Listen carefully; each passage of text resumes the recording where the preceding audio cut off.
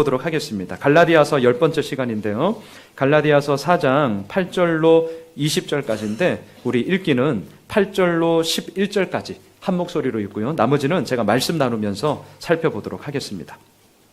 오늘 갈라디아서 10번째 시간인데요. 4장 8절로 우리 11절까지 4절을 한 목소리로 함께 봉독하도록 하겠습니다. 함께 읽겠습니다.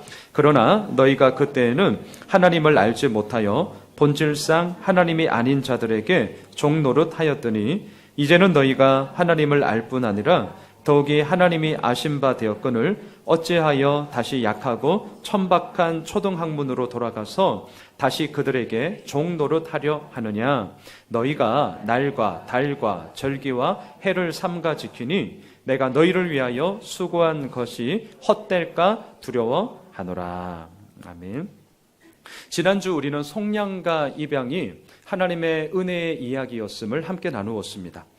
그래서 사도 바울은요, 갈라디아서 4장 7절에서 이렇게 결론을 내렸는데요. 앞에 스크린을 한번 보시죠. 지난주 말씀이었습니다. 함께 읽겠습니다. 시작.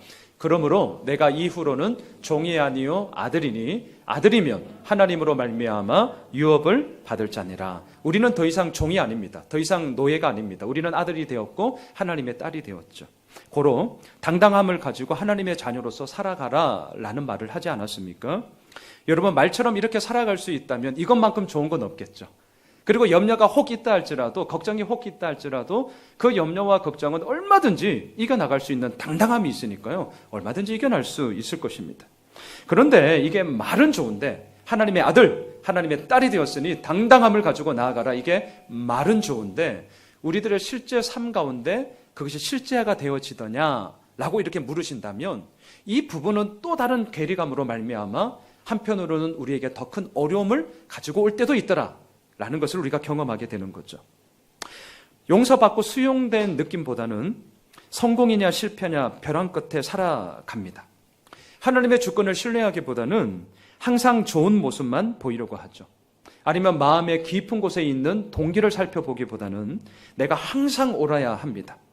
예수님으로 말미암아 만족하고 배부르기보다는 더 열심히라는 굴레에 갇혀서 끊임없이 배고파하며 자기 자신을 채찍질하기도 하죠. 왜요? 내가 하나님의 아들, 딸이 되었다라는 이 당당함이 우리들 삶 가운데 실제가 되지 않다 보니까 우리 지난주 복음학교에서도 나누었던 것처럼 마치 고아와 같이 힘겨움과 버거움 가운데 허덕이며 그렇게 삶을 사더라라는 것이죠. 여러분, 모를 때는요 이럴 수 있습니다. 자, 오늘 본문 8절을 한번 보세요. 사도 바울이 이제 이렇게 시작을 하는데요. 다시 한번 8절 말씀 읽겠습니다. 시작. 그러나 너희가 그때에는 하나님을 알지 못하여 본질상 하나님이 아닌 자들에게 종노릇하였더니. 갈라디아 성도들의 대다수는요 우상을 섬기는 신전 예배자들이었습니다. 또한 이방 종교의 가르침을 따라 방탕함에 있었고 도덕적이지 못한 소위 비도덕적인 삶을 그들은 살고 있었습니다. 왜 이렇게 살았느냐? 하나님을 알지 못했기 때문이라고 오늘 8절에서 사도 바울은 얘기를 하고 있죠. 네, 모를 때는 그럴 수 있습니다. 모르면은 알고 있는 사람이 도와줄 수 있습니다. 모르면 배려할 수 있고요. 또한 가르침을 통하여서 바른 길로 걸어가게끔 할 수 있습니다. 모를 때는 괜찮아요. 자, 문제는 뭐죠? 알고 있음에도 불구하고 그렇게 하지 않을 때가 문제입니다. 9절을 보세요. 이제는 어떤가? 사도 바울이 9절에서 이렇게 얘기합니다. 함께 읽습니다. 이제는 너희가 하나님을 알 뿐 아니라 더욱이 하나님이 아신 바 되었거늘 어찌하여 다시 약하고 천박한 초등학문으로 돌아가서 다시 그들에게 종노릇하려 하느냐. 지금 사도 바울이 울분을 토하면서 얘기하였던 이유는 이것입니다. 모를 때는 괜찮다는 거예요. 모를 때는 내가 이해하겠다는 거예요. 하지만 너희들 지금은 알고 있지 않냐. 하나님이 어떠한 분이신지를 너희들이 진짜 알고 있지 않냐. 그런데 어떻게 그럴 수 있니? 그 얘기를 하는 것이죠. 하나님은 어떤 분이십니까? 우리를 아들 삼아 주셨죠. 하나님은 어떤 분이십니까? 자신에 있는 모든 권한을 아들, 딸에게 위임하셨습니다. 하나님은 어떤 분이십니까? 유산을 미리 달라고 재촉하고 있는 아들에게, 우리가 지난주 보았죠, 자신의 살림, 바이오, 자신의 생명까지도 내어주신 그런 아버지였습니다. 그런데 어찌하여서 그 아버지를 외면하고 종노릇하던 때로 다시금 돌아가서 살아가려고 하느냐? 왜 이렇게 하느냐? 지금 이 얘기를 하고 있는 것이죠.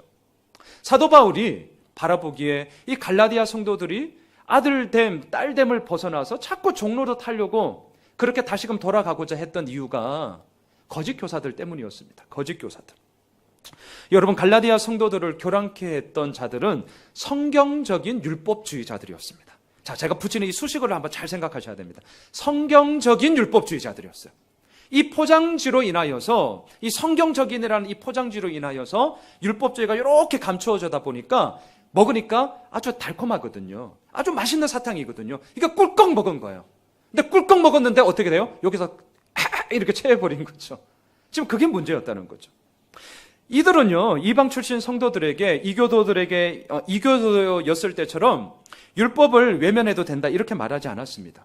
오히려 하나님을 기쁘게 하고 하나님의 그 의로움이 나의 의로움이 되는 길은 예수를 믿는 것뿐만이 아니라 율법도 다 지켜야 된다라고 아주 강력하게 외쳤던 자들이었습니다. 예수를 믿어라 이 말보다는요, 한번 들어보세요. 예수를 믿어라 그리고 율법을 지켜라 이렇게 얘기하는 것이 훨씬 더 균형적이죠. 훨씬 더 사람들에게 설득력이 있습니다.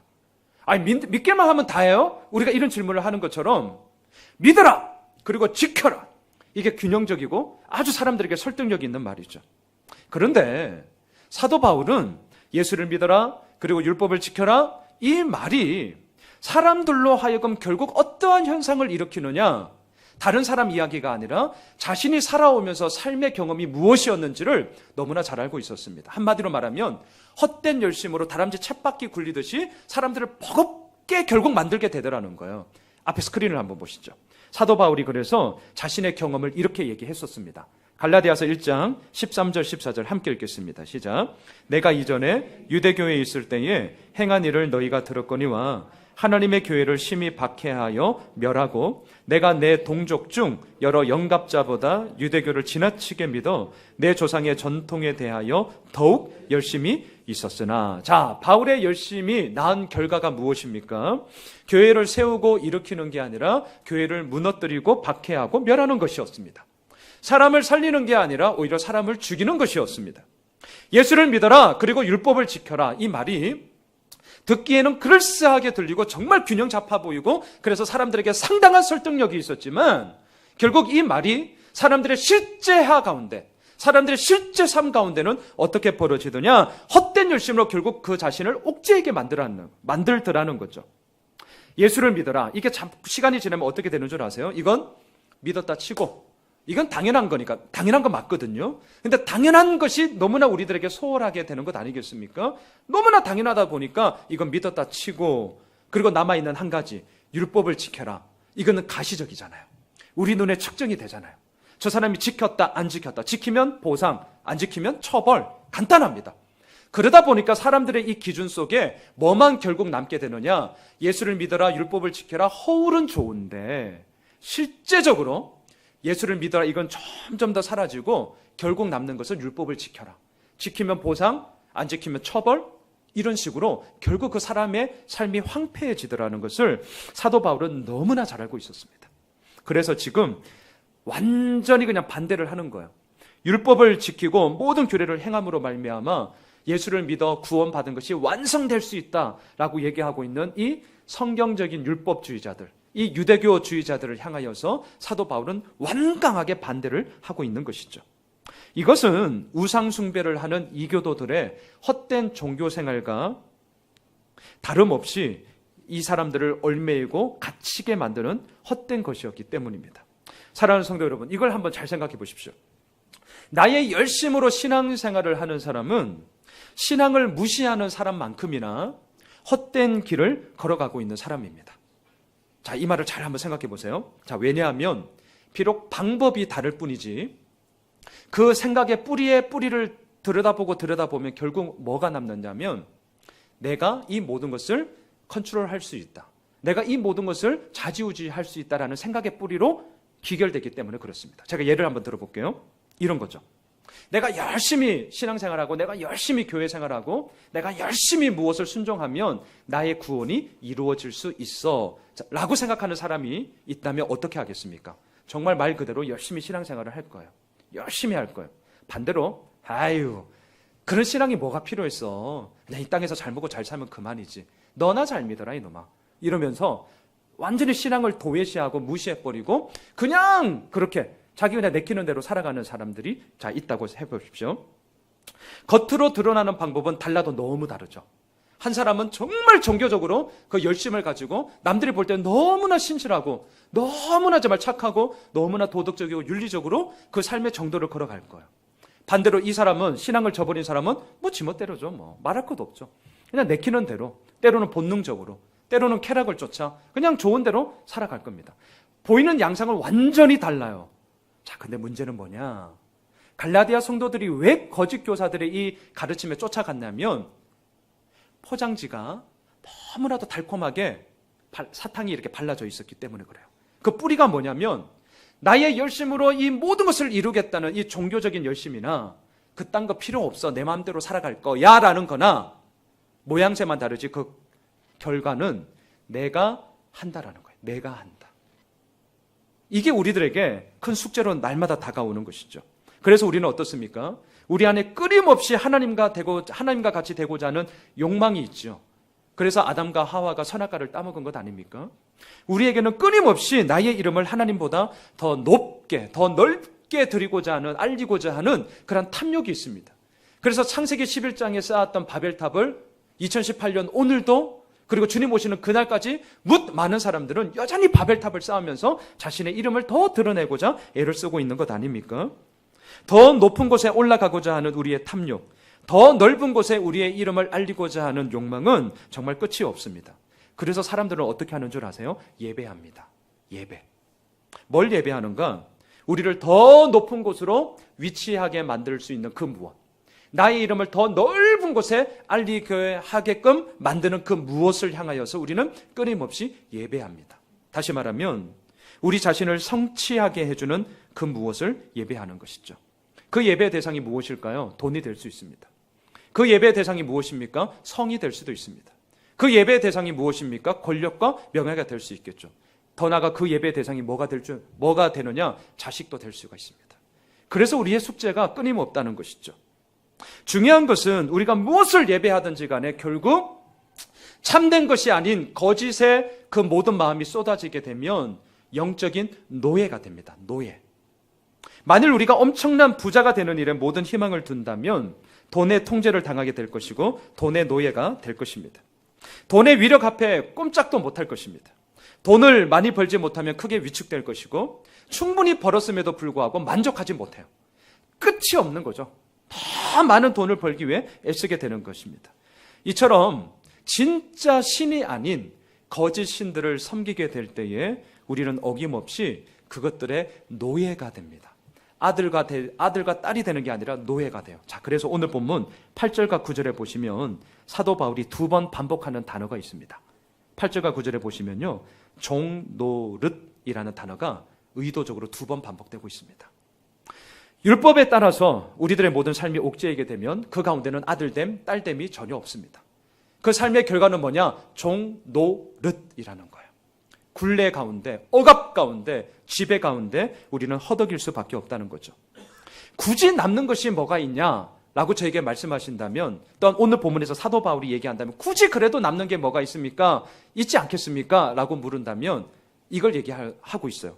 알맹이는 없고 껍데기만 남는 형식주의만 남더라. 자, 10절입니다. 10절. 오늘 보면 10절 같이 읽어볼까요? 함께 읽겠습니다. 시작. 너희가 날과 달과 절기와 해를 삼가 지키니. 날은 안식일입니다. 달은 매월 반복되는 종교적인 행사였습니다.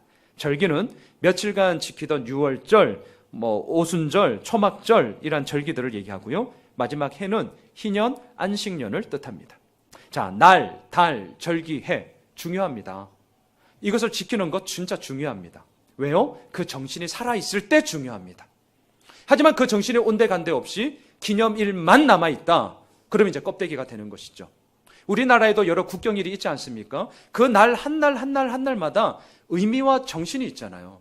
하지만 어떻습니까? 때로는 우리들에게 있어서, 저도 마찬가지인데 때로는 그냥 쉬는 날이에요. 쉬는 날. 10시에 이렇게 공영방송에서 그 기념식을 하는데 안 보잖아요. 놀러 가거나 아니면 다른 방송 채널 돌려서 그냥 가볍게 그냥 연애 시사적인 거 이런 거 보고 있지. 막 기념식을 보면서 같이 막 가정에서 엄중하게 이러지 않죠. 그러니까 시간이 지나면 지날수록 이 정신과 함께 그 기념일이 같이 있으면 그것만큼 좋은 건 없겠지만 너무나도 안타깝게도 결국은 우리들 마음속에 정신은 온데간데 없고 결국 껍데기만 남게 되더라는 거죠. 지금 사도 바울이 10절에서 날, 달, 절기, 해 너희들이 삼가 지킨다. 삼가 지킨다 이 말은 간습이나 전통을 주의 깊게 지킨다라는 뜻이었습니다. 사도 바울도 이 날과 달과 절기, 해를 지켰습니다. 하지만 그 지키는 것 가운데 모든 정신은 온데간데 없고 결국 껍데기만 남아있으니 어찌 이것 가운데 아들됨, 딸됨, 기쁨, 자유, 감사, 평강, 샬롬의 노래가 일어날 수 있겠냐라는 거죠. 오늘도 또 해야 돼. 오늘도 또 이것 때문에 힘들어해야 돼. 라는 규제와 올무밖에 남지 않더라는 것이죠. 8절에 있는 말씀처럼 본질상 하나님이 아닌 것을 예배하게 되면 그 삶의 결과에는 결국 선한 것이 아무것도 없게 됩니다. 그래서 사도 바울은 세상의 초등학문으로 다시금 돌아가고자 하는, 다시 말할게요, 자신이 스스로를 구원할 수 있다라고 생각하는 것에 대해서 9절을 잘 보세요. 한마디로 이렇게 얘기합니다. 9절에 보시면 초등학문 앞에 수식된 단어가 두 가지 단어가 나오죠. 보이십니까? 약하고 천박하다. 이게 사도 바울의 결론이에요. 어려운 말 하지 않습니다. 율법으로 다시금 돌아가고자 하는 것, 종로로 타는 거에는 약하다, 천박하다, 끝! 이것만이 남는다는 거예요. 그것 가운데 견고함, 강함이 없습니다. 약해요. 그것 가운데 거룩함, 신실함, 기쁨, 감사가 아닙니다. 천박해요. 천박함이 무엇입니까? 그저 나의 좋은 대로 따라가는 것이죠. 옳고 그름이 아니라 좋고 나쁨이잖아요. 이게 우리 시대의 정신 가운데도 너무나 깊게 들어와지지 않았습니까? 옳고 그름을 따지지 않아요. 뭘 따지죠? 좋으냐 나쁘냐요. 재밌냐 재미없냐죠. 점점 우리 아이들이 갈수록 재밌으면 끝! 재밌으면 다야. 그냥 재밌으면. 설교도 재밌으면 다야? 이렇게. 옳고 그름이 점점 사라지죠. 내가 좋으면 다요. 내가 나쁘면 그만이에요. 이제 쌩까 버리죠. 이런 식으로 가버리니 그것 가운데 무슨 신실한 무슨 거룩함이 있겠습니까? 지금 그 얘기를 하는 것입니다. 종로를 타고 다시금 율법으로 돌아가고자 하는 것에는 사도 바울이 한마디 합니다. 그거 약한 거고 그거 천박한 거다. 여러분, 누가복음 15장에서 예수님께서 두 아들의 비유를 들지 않았습니까? 제가 지난주에도 잠깐 보았지만 한 아들은 누구입니까? 순종적이고 아주 도덕적이고 부지런하고 도리에 밝은 첫째 아들이었죠.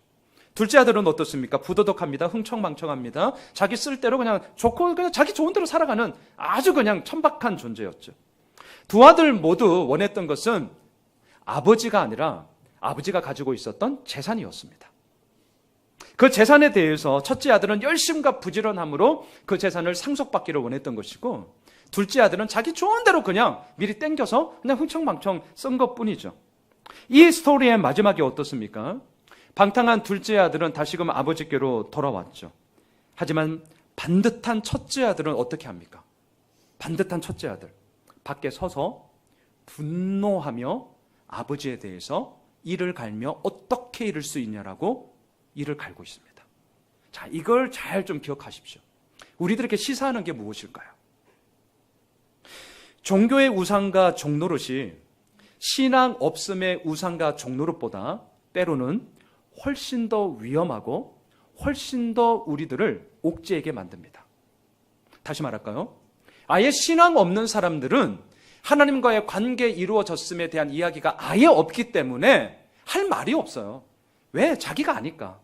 뭐 내가 믿은 것도 없고 내가 뭘 한 것도 없으니까. 반면 종교의 열심을 가지고 살아갔던 사람들은 어떻습니까? 내가 지금 이렇게까지 열심히 하고 있기 때문에 할 말이 많죠. 내가 나름대로 하나님을 사랑한다, 하나님을 섬긴다라는 그 명목하에 열심을 다했기 때문에 얼마든지 할 말이 많습니다. 자, 그런데 문제는 뭐냐? 첫째 아들의 심각한 문제가 우리들에게도 고스란히 들어올 수가 있다라는 거죠. 이런 거죠. 동생을 위해 잔치를 베푸는 아버지에 대해서 납득하지 못했습니다. 그래서 뭐라고 얘기합니까? 아버지, 나를 위해서는 염소 새끼 한 마리도 잡아본 적이 없으시면서 어떻게 재산 다 까먹고 돌아온 둘째 동생을, 저 동생을 위해서, 저 방탕한 놈을 위해서 송아지를 잡아 잔치를 벌일 수 있습니까? 이게 말이 됩니까? 이게 있을 수 있는 일입니까? 라고 손가락질을 하며 아버지에게 대항하죠. 이게 뭘 우리들에게 얘기합니까? 지금 사도 바울이 갈라디아 성도들에게 편지를 쓰면서 걱정하고 있었던 부분이 바로 이것이었어요. 자, 여러분 11절을 한번 보십시오. 11절을 보시면 그래서 사도 바울이 무슨 단어를 쓰냐면 두렵다라는 단어를 쓰거든요. 같이 읽겠습니다. 시작. 내가 너희를 위하여 수고한 것이 헛될까 두려워하노라. 걱정, 염려, 더 나아가서는 두려워하고 있습니다. 왜 두려워하느냐? 이들은 날과 달과 절기와 해를 너무나도 잘 지켰기 때문이죠. 마치 이 첫째 아들처럼 종교적으로 준수하고 있었습니다. 열심히 살았습니다. 순종했습니다. 동생처럼 망나니로 살지 않았습니다. 그런데 문제는 그렇게 하다 보니 정작 그들의 마음의 진실됨은 사라져버리고 껍데기만 남아서 같이 외견상 한 집에 그냥 아버지랑 내가 살고 있으니까 된 것 아니야? 라는 차원으로 그냥 가게 되었다는 거죠.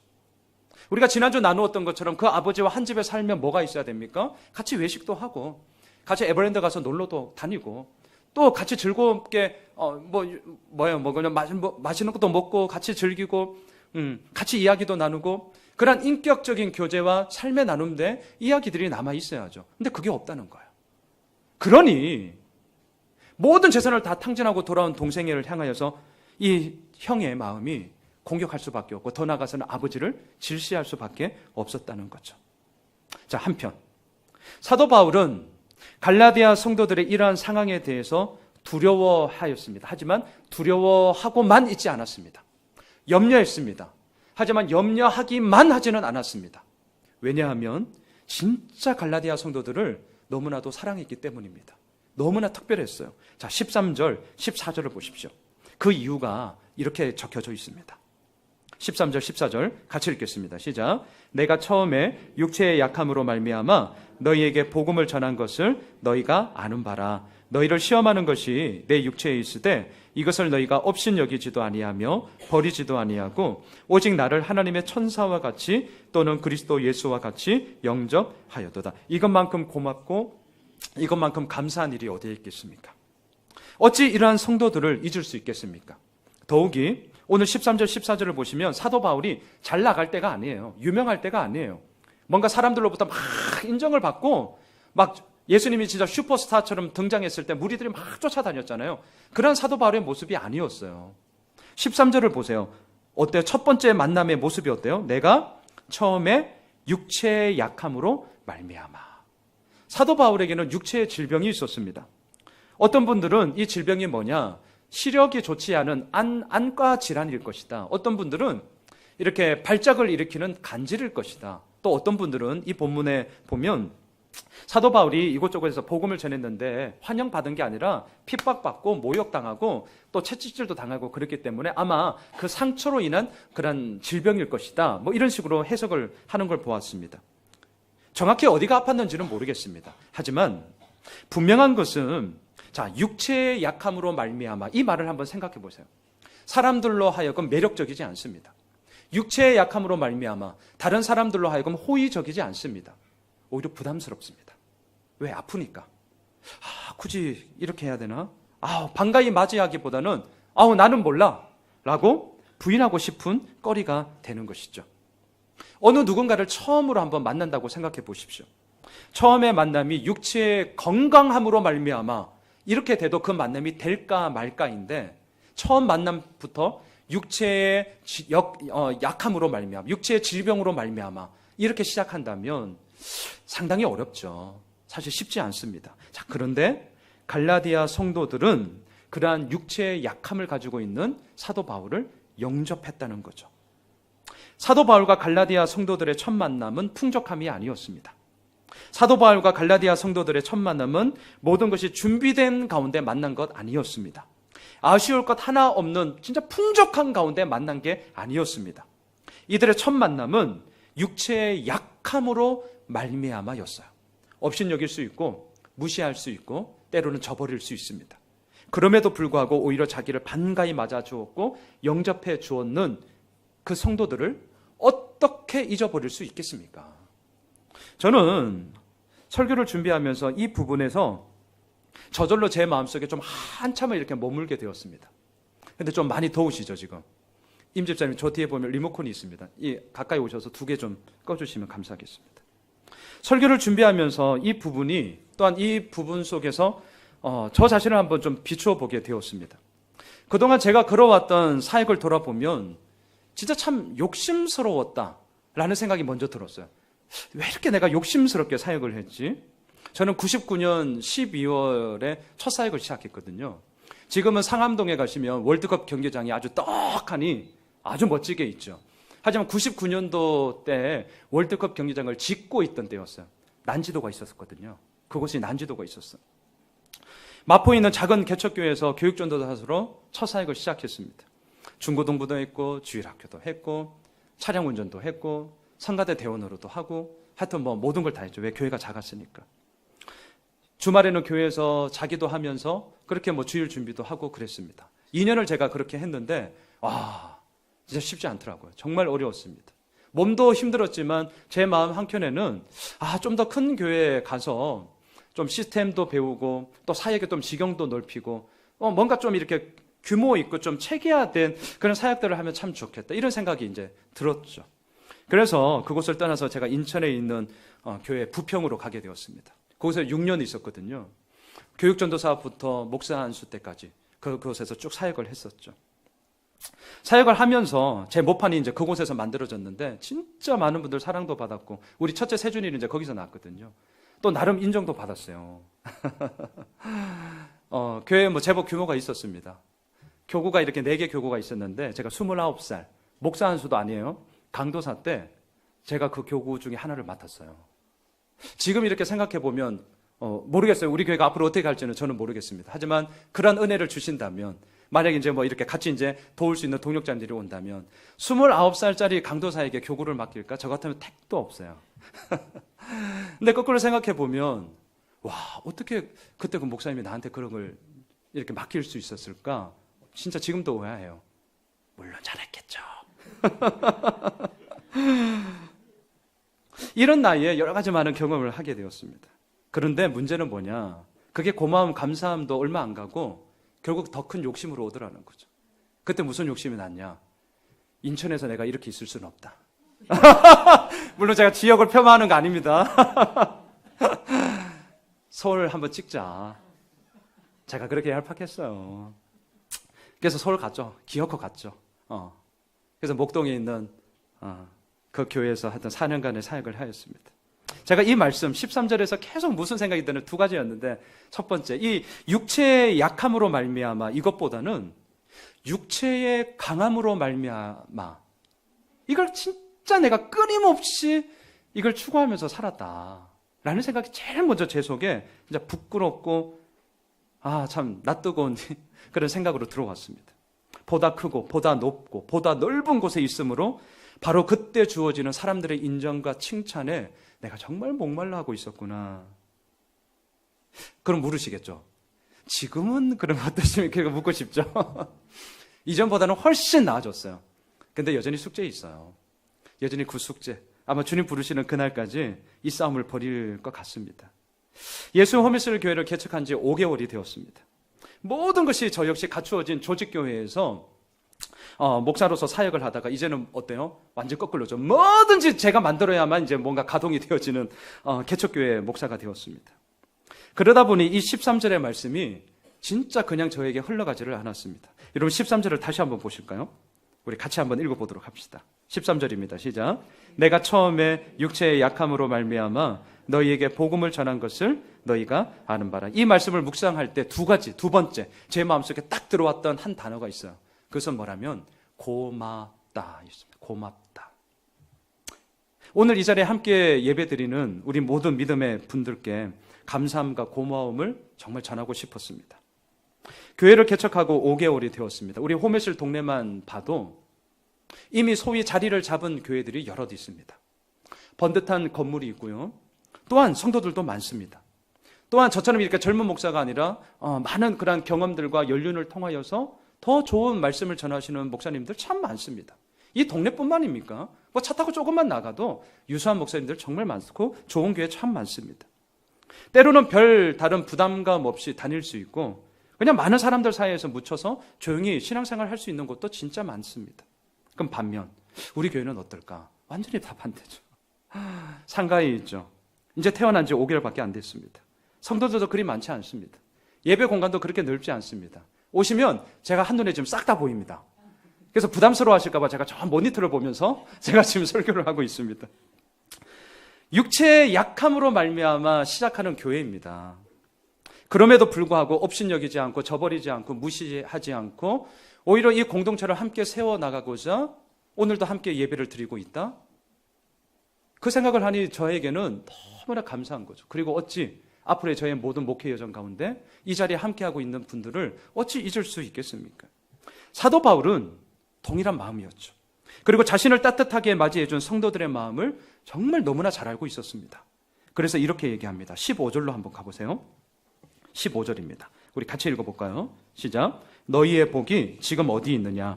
내가 너희에게 증언하노니 너희가 할 수만 있었더라면 너희의 눈이라도 빼어 나에게 주었으리라. 여러분, 이 말은요 그냥 던지고 보는 말이 진짜 아닙니다. 이거는 갈라디아 성도들에게 아부들과 아첨해서 같이 으쌰으쌰 해보자고 이렇게 아부뜨는 말이 진짜 아니었습니다. 아니면 한편 사도 바울이 착각하고 있나? 그것도 아니었습니다. 진짜 이 말처럼 갈라디아 성도들의 눈이라도 빼어서 사도 바울이 하고자 하는 모든 사역에 어떤 식으로든 기꺼이 동참을 하려고 했던 자들이 갈라디아 교회 성도들이었습니다. 이런 관계가, 이런 마음들이 지속적으로 계속 이루어졌으면 참 좋았겠건만 문제는 무엇이죠? 그게 그렇게 오래 가지 않았다는 거죠. 왜요? 사도 바울이 복음 전파를 위해 다른 지역으로 떠나자 그 비어져 있는 그 공간 사이에 성경적인 율법주의자들이 들어왔고 또한 그들의 헛된 가르침으로 말미암아 예수 그리스도의 복음이 아닌 다른 복음으로 너무나도 신속하게 떠나 버렸다는 거예요. 그러니 이 갈라디아 성도들이 얼마나 특별한데요. 바울이 잘 나갈 때, 유명한 목사님일 때 사람들이 온 게 아니라 저처럼 삐리삐리 할 때 이렇게 함께 하고 있는 그 성도님들과 함께 교회를 세워나가면서 쫙 갔는데 그 없는 사이에 다른 교회가 무너졌다거나 아니면 다른 복음을 따라 신속히 떠났다거나 또한 그릇된 모든 모습 속에 그 모든 마음이 황폐해졌다면 서로 얼마나 큰 상처가 되겠습니까? 지금 바울이 그 얘기를 하는 것이죠. 사도 바울의 입장에서는 너무나 안타까웠고 한편으로는 너무나 속상했던 것이죠. 그래서 16절을 보세요. 이렇게 얘기합니다. 16절 함께 읽겠습니다. 시작. 그런즉 내가 너희에게 참된 말을 함으로 원수가 되었느냐. 여기서 참된 말은 바울이 전한 예수 그리스도의 복음을 얘기합니다. 그렇게 좋았던 관계가 원수로 바뀐 것은 예수님의 복음 때문에 그렇게 된 게 아닙니다. 자, 원수가 되었느냐 이렇게 말하는 바울의 마음이 무엇일까요? 저는 이렇게 좀 해석을 하게 되었습니다. 어찌해서 우리가 서로를 대적하는 원수가 될 수 있겠니? 우리가 예수 그리스도 안에서 한 형제요 한 자매가 된 것 아니냐? 고로 우리가 다시금 그 복음 앞에서 올바른 길을 걸어가야 되는 것 아니니? 라는 것이 원수가 되었느냐라는 말의 참된 의미가 되겠죠. 그러면서 우리가 진짜 싸워야 되고 우리가 진짜 맞짱 떠야 할 원수는 너도 아니고 나도 아니고 바로 그들이다 라고 얘기를 합니다. 17절을 보세요. 17절 함께 읽겠습니다. 시작. 그들이 너희에게 대하여 열심을 내는 것은 좋은 뜻이 아니요 오직 너희를 이간시켜 너희로 그들에게 대하여 열심을 내게 하려 함이라. 그들은 누구입니까? 성경적인 율법주의자들이었습니다. 그들은 누구입니까? 예수님을 믿어라 하지만 율법도 지켜라 라고 얘기했던 유대주의자들이었습니다. 사도 바울이 보기에 이들은 열심을 다해 가르쳤습니다. 한번 생각해 보십시오. 빈둥빈둥거리면서 게으르면서 살고 있는 사람에게 누가 도움의 손길을 주겠으며 누가 그 자에게 함께 하겠습니까? 이들 역시 사도 바울이 떠난 그 빈자리에 정말 최선을 다해서 열심을 다해서 그들이 가르쳤던 것이 물론 잘못된 것이지만 그 잘못된 것을 사람들에게 열심히 가르쳤습니다. 고로 많은 갈라디아 성도들이 마음이 흔들리게 되었고 그 자들을 향해 따라가게 되었던 것이죠. 그런데 문제는 그러한 거짓 교사들의 가르침이 결국 천박하고 약한 것으로 결론이 난다는 거예요. 이걸 사도 바울은 간파하고 있었습니다. 그래서 가만히 있을 수가 없었던 것이죠. 더군다나 17절에 보면 뭐라고 얘기합니까? 열심을 내는 것은 좋은 뜻이 아니다 라고 얘기합니다. 이들 속에 꿍꿍이가 있었다는 거죠. 그 꿍꿍이가 무엇입니까? 처음에는 갈라디아 성도들에게 좋게 하고 그들을 오히려 다 크게 보이게 하면서 잘하는 것처럼 띄웠지만 그 끝에 가보니까 뭐만 남아요? 오히려 그 갈라디아 성도들을 이용해서 이 거짓 교사들 자신들의 이름을 드러내고자 했던 것이었습니다. 여러분, 우리가 이단이죠. 이단. 한자로 이단이 무슨 뜻인 줄 알겠어요? 이자가 무슨 이자가? 한자로. 다를 이자. 자, 단자가 무슨 달자가요? 맞아요. 끝단자입니다. 끝단자. 그럼 다를 이 끝단. 그럼 처음은 어떨까요? 같을 수 있겠죠. 동일한 이 성경을 가지고 나아가죠. 하지만 그 끝에서 달라요. 그래서 우리가 이단을 경계시하는 것입니다. 처음에는 같아요. 비슷할 수 있어요. 그래서 와, 괜찮네. 감다고요. 하지만 또 우리 이제 아이 셋, 제가 놓은 건 아닙니다, 물론. 하지만 아내를 보면서 정말 힘들게 낳았거든요. 자신의 생명과 맞바꾸어서 이 땅에 새로운 생명을 태어나게 한다. 참 우리 자매님들 진짜 다시 한번 축복하고 감사합니다. 진짜 감사합니다. 여러분, 해산하는 수고를 그 무엇에 비교할 수 있겠습니까? 너무도 힘들고 너무도 아프니까 내가 다시는 안 놓을 거야 이러면서 이제 둘째 놓잖아요. 저희처럼 셋째도 놓고. 왜 그렇죠? 해산의 수고를 뛰어넘는 생명의 아름다움과 생명의 고귀함이 그 모든 해산의 수고를 까맣게 잊어버리게 할 만큼 위대하고 아름다운 것이기 때문이죠. 그래서 사도 바울이 말하는 것 아니겠습니까? 나의 자녀들아, 너희 속에 그리스도의 형상이 이루기까지 다시 내가 너희를 위하여서 해산하는 수고를 하겠다. 말씀을 정리하겠습니다. 사도 바울은 자녀와 같은 갈라디아 성도들이 그리스도의 형상으로 닮아가는 것을 정말 보고 싶었습니다. 그리고 그 일을 위해서 기꺼이 내가 다시 해산의 수고를 감당하겠노라고 얘기하고 있습니다. 왜 이렇게 하는가? 물론 사랑하니까요. 하지만 왜 이렇게 하는가?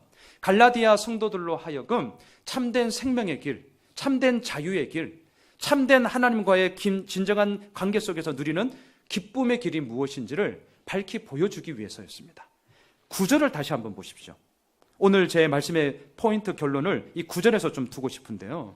9절을 다시 한번 보세요. 같이 읽겠습니다. 시작. 이제는 너희가 하나님을 알 뿐 아니라 더욱이 하나님이 아신 바 되었거늘. 자, 여기까지요.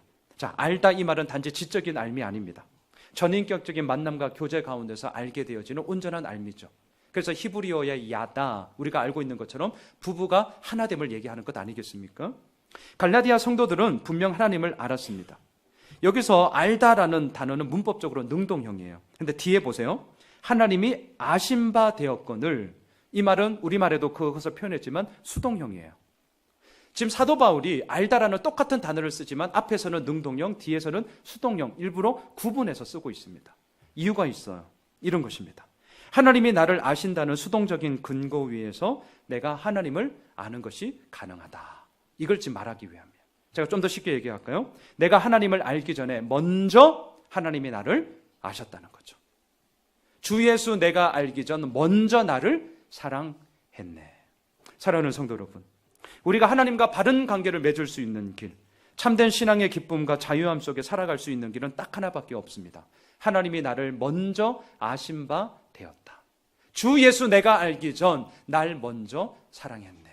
이 믿음의 고백을 위하여서 사도 바울은 다시금 해산하는 수고의 그 아픔과 그 고통이 있지만 나는 기꺼이 그것을 감당하며 나아가겠다라고 얘기를 하고 있습니다.